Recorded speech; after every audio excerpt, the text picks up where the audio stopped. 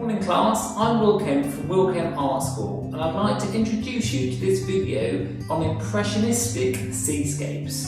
It's a three-part video for absolute beginners using very simple instructions, a real step-by-step guide.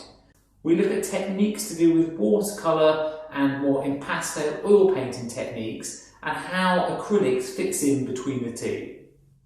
We'll be starting off just with two colours, burnt umber and ultramarine blue, and showing you how important it can be to get a real grounding in your painting, a real tonal range, so you can start to judge everything from that initial setup. The second video will show you how to get more blend in your acrylics to get clouds that really look really cloud-like. And we'll look at how important it is to have that underlying classical painting technique, so when you add that real punch of bright vibrancy of colour, all of a sudden your painting just comes together. It seems in an instant, but all the work we've done building up to that stage is where the real skill and the real technique of learning how to paint in acrylics comes from. The final video will look at using a fuller palette, fuller range of colours, and how you can get more variety and tones in your painting.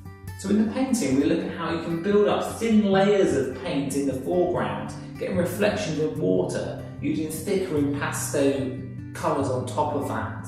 How you can get a really nice smooth blend in your sky to really make it feel like it goes into the distance. And how we can use optical mixing and glazes to bring forward areas of warm colour, bringing your eye forward, and then having the cooler blues in the background, sending your eye deep into the distance.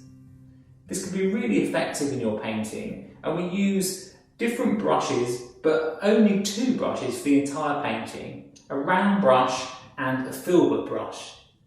This brush that we use is usually traditionally used for oil painting, but I want to show you how that when you're first starting, the brush isn't as important as you might think. It's more just getting used to working with the pigment, working it very thinly and then thickly, and how you can work the two together so well with acrylics.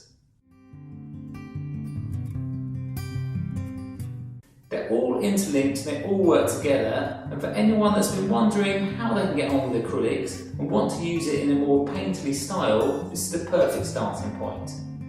So let's go on a painting journey together. Grab a brew, grab some couple of paints, that's all we need, two colours, two brushes, it couldn't be simpler, and we can really get you started in acrylic. That's often the biggest stumbling block, that you just don't get going with it. And I think you'll be really surprised at the quality of painting that you can produce just by following this simple guide.